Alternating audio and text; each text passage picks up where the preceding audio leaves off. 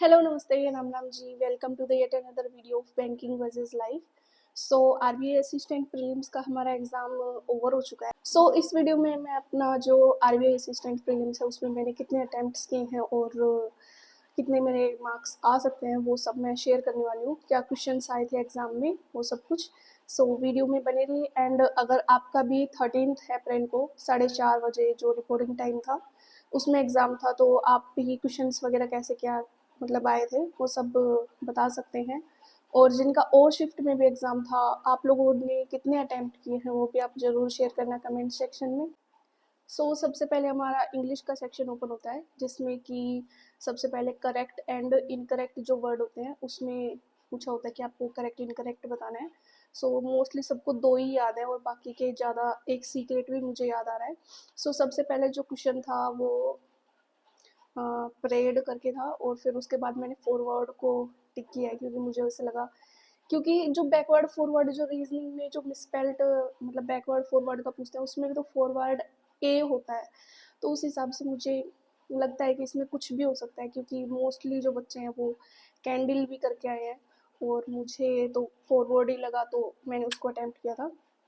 बाकी आप लोग बताना आप लोगों ने इसमें से कौन सा टिक किया है। मोस्टली जितने भी बच्चे हैं, जितना भी मैंने एनालाइज देखा है, सब उसको गलत ही बता रहे हैं, तो आप लोग भी अपना बताना।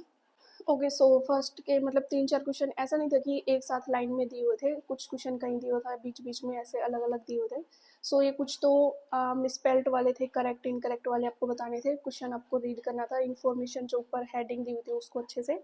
एंड उसके बाद हमारा क्लोज टेस्ट के क्वेश्चंस थे और मैचिंग जो कॉलम होते हैं, मैच द कॉलम, उनके क्वेश्चंस थे कुछ 3-4। ईजी था, ऐसा कुछ नहीं कह सकते कि काफ़ी हार्ड था, ईजी था। मैच द कॉलम का था 3-4 क्वेश्चन के, मैं एग्जैक्ट मुझे याद नहीं है बट थोड़ा ऊपर नीचे हो सकता है। क्लोज टेस्ट का जो क्वेश्चन थे वो एक क्रो के बेस्ड पे थे, क्रो की स्टोरी बताई हुई थी उसमें। क्लोज टेस्ट वो होता है जिसमें कि आपको मतलब इतना सा फॉर्म में पैराग्राफ दिया होता है, उसमें फिलर्स आपको कुछ कुछ जगह छोड़े होते हैं, उनको फिल करना होता है। एक स्टोरी बेस्ड पे था क्रो की कि वो ऊपर से घूम रहा है और फिर नीचे उसको कुछ लोग दिखे, वहाँ पे जाके उसने कुछ खाया पिया ऐसे करके कुछ था। एग्जैक्ट कुछ वर्ड्स मेरे को मीनिंग समझ में नहीं आते, तो वो बस स्टोरी समझ में आ जाती है, तो फिर उस हिसाब से मैं उसको कर देती हूँ। पोस्ट टेस्ट के बाद आरसी के 10 क्वेश्चन थे रीडिंग कॉम्प्रिहेंशन के, वो भी काफ़ी ईजी था। एंड एरर डिटेक्शन के क्वेश्चन थे 2, जिसमें कि 5 आपको वर्ड्स दिए हुए थे, उसमें से मैंने एक क्वेश्चन को अटैम्प्ट किया है एरर डिटेक्शन के।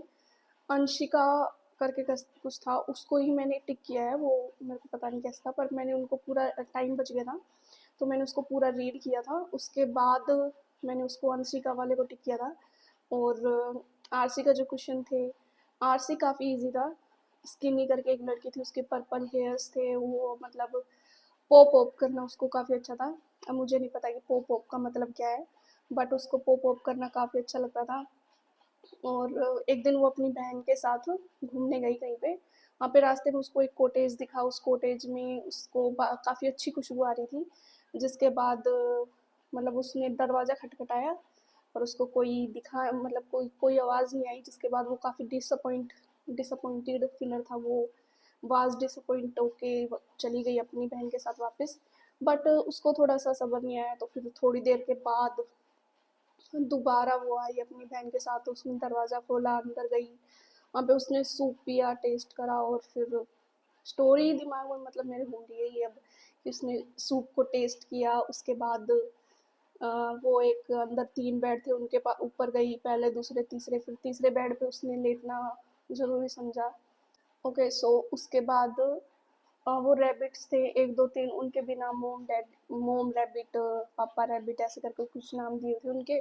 फिर वो रैबिट्स आए, उनको लगा कि कोई बैठा हुआ था, तो इस मतलब काफ़ी अच्छा सा आरसी था। इसके ऊपर 10 क्वेश्चंस थे। 10 क्वेश्चंस मुझे लगता है कि मेरे इधर से उधर नहीं होने चाहिए, बट अगर मैं अपने मार्क्स की मतलब ओवरऑल अटैम्प्ट्स की बात करूँ इंग्लिश में, इंग्लिश में मैंने 29 अटैम्प्ट किए हैं, और जिसमें से मैं अगर वो फॉरवर्ड वाला गलत हुआ तो एक तो वो हो ही गया।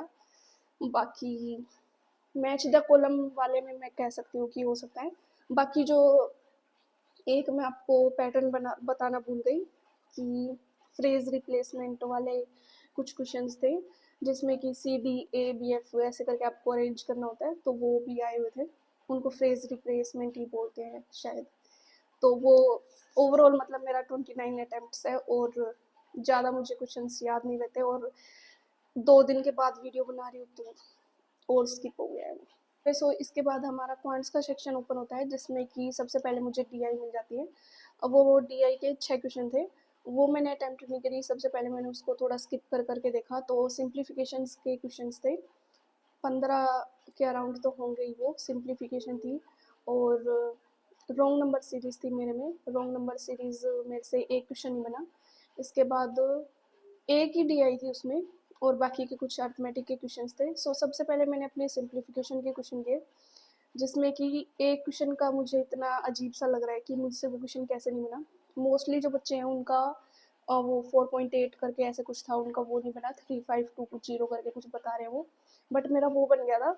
मेरा कौन सा नहीं बना, 256 की पावर 4 करके जो एक क्वेश्चन था, जिसका कि आंसर 4 की पावर 4 होता, उसको मैं पता नहीं क्यों बट नीचे मल्टीप्लाई कर रही हूँ, मैं उसको कट नहीं कर रही थी, 2 दूनी 4 नीचे करके।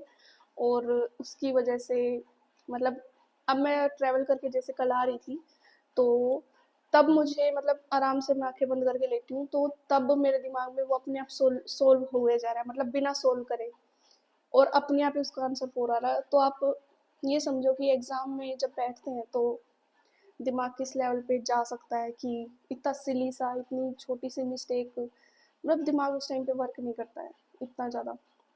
हालांकि बाकी के क्वेश्चंस मेरे बन गए थे। उसके बाद मैंने DI की है, और DI काफ़ी इजी थी। DI हमारी इस पे बेस्ड थी, ऐसे ही नॉर्मल सी ऐसे ही क्वेश्चंस कुछ दी हुई थी, तो उस पर बेस्ड थी, ज़्यादा कुछ हार्ड नहीं थी DI। उसके बाद मैंने अर्थमेटिक के कुछ क्वेश्चंस रॉन्ग नंबर सीरीज़ को उठाया, और उसमें पैटर्न काफ़ी ठीक था। स्क्वेयर्स का था 81, 83, 84 ऐसे कर 87 ऐसे करके 2-2 का डिफरेंस पे था, मतलब इजी था वो भी। 8-8 के डिफरेंस पे भी था शायद एक। और उसके बाद अर्थमेटिक के क्वेश्चन आए, तो अर्थमेटिक के क्वेश्चन में मेरे को प्रॉफिट एंड लॉस का एक क्वेश्चन था। मतलब कोई भी क्वेश्चन ऐसा नहीं था कि मैं पूरा मतलब जल्दी जल्दी टाइम, क्योंकि टाइम टेकिंग था थोड़ा सा क्वांट्स का सेक्शन, बट वो है कि स्पीड बनाने की ज़रूरत थी काफ़ी ज़्यादा। सो मिसिंग नंबर सीरीज़ के बाद मैंने अर्थमेटिक के क्वेश्चन उठाए। उसमें मेरा मिक्सचर वाला क्वेश्चन बन गया था आराम से। मिक्सचर के मतलब इतना जो मिक्सचर है वो रिमूव करते तो उसकी रेशियो क्या होगी, ऐसे करके था। और टाइम एंड वर्क का काफ़ी इजी क्वेश्चन था, A B किसी काम को कर रहे तो ऐसे करके कुछ। उसके बाद मैंने एजेस वाला क्वेश्चन उठाया। एवरेज का क्वेश्चन बन गया था, 3 मेरे अर्थमेटिक के बने, एवरेज का क्वेश्चन बन गया था, 50 आंसर था उसका। एंड इसके बाद एजेस का मैंने क्वेश्चन उठाया, जिसमें SR के 3 पर्सन हैं, और 2 का दिया है, 2 की रेशियो दी है कि एक दूसरे का 3 टाइम्स है ऐसे करके। और ये इसके 7 ईयर्स एगो या फिर इसके 3 ईयर्स के बाद इन दोनों की रेशियो इक्वल है ऐसे करके। तो उसमें मैं उसको S माइनस करके या फिर जो भी इक्वल टू था आया था, और 2 लोगों का टोटल दिया हुआ था, तो उसमें से मैं उसको माइनस करके वैसे निकालने की कोशिश कर रही थी। ईजी था, मतलब मैं ऐसे नहीं कह सकती, मेरी प्रैक्टिस कम है। तो मेरी एक्स की जो वैल्यू है वो 29 आ रही थी, और मुझे लग रहा है कि भाई मतलब थोड़ा सा और रिलैक्स होके बनाती, बट वो टाइम जा रहा था और ऊपर से मैं कर रही हूँ उस क्वेश्चन को, तो वो नहीं बन रहा था मेरा। सो एज वाला क्वेश्चन मेरा वो नहीं बना। प्रॉफिट एंड लॉस का आया हुआ था, टाइम स्पीड एंड डिस्टेंस पे आया हुआ था, और बोट एंड स्ट्रीम पे क्वेश्चन था, और मैंशुरेशन का था। एरिया ऑफ ट्रायंगल शुरू का ही मैं पढ़ पाई जितना भी था। एरिया ऑफ रेक्टेंगल करके कुछ क्वेश्चन पूछा था, तो वो ही था। बाकी तो मुझे मतलब मैं ज़्यादा अटैम्प्ट नहीं कर पाई मेरे क्वांट्स के सेशन में। और वो जो रूट वाला था उसका तो मेरे को बहुत ज़्यादा ऐसे था कि थोड़ा हो जाना चाहिए था ये। सो ओवरऑल क्वांट्स में मेरे 26 ही अटैम्प्ट हुए ये सब कुछ कर कुरा के, बट 2-3 क्वेश्चन मेरे को ऐसे कि वो हो सकते थे। एजेस वाला हो सकता था, और मतलब थोड़ी स्पीड की वो थी, टाइम अप हो चुका था। ओके, सो क्वांट्स के सेक्शन को हटाते हैं। फिर रीजनिंग का सेक्शन जब आने वाला था तो मुझे ऐसा लगा कि मुझे करते जाना है क्वेश्चंस को। सो रीजनिंग का सेक्शन काफ़ी इजी था, जिसमें कि वीक बेस्ड एक पज़ल थी, और सर्कल बेस्ड एक पज़ल थी, और 1 2 3 मतलब असेंडिंग या डिसेंडिंग कुछ था, फ्लोर बेस्ड थी, 3-4 थी पज़ल्स मुझे 4 पजल्स थी। एंड अल्फा न्यूमेरिक सीरीज थी, सिंबल्स नंबर्स, काफ़ी इजी था वो भी। और इनइक्वालिटी थी, कोडिंग डिकोडिंग थी, और वन लाइनर्स के फॉरवर्ड बैकवर्ड वाला एक क्वेश्चन था जिसमें कि तीन तीन बनाए मेरा, 3 फॉरवर्ड बैकवर्ड के वो आंसर आए मेरे। और एक लास्ट में क्वेश्चन था कि मतलब वो जो एक्स आंसर होगा या वाई आंसर होगा उसमें एट द रेट या फिर ऐसे हैशटैग करके था कि आपका वर्ड बन रहा है, वर्ड बेस्ड की वर्ड फॉर्मेशन का बन रहा है कि नहीं बन रहा है। सो उसमें जो वर्ड्स दिए हुए थे लास्ट में जो है वो जियोस्टैटिक था, ये वर्ड जियोस्टैटिक था, तो लास्ट में वो सी था और मुझे लगा कि वो मतलब वो गलती से जल्दबाजी में मेरे को राइट करते हुए ई जैसा बन गया। तो जैसे मैं वर्ड वर्ड उतार रही हूँ GATE, तो मुझे लगा कि ये एक वर्ड तो बन गया, ये तो आंसर हो गया ऐसे करके, पर वो GATC था।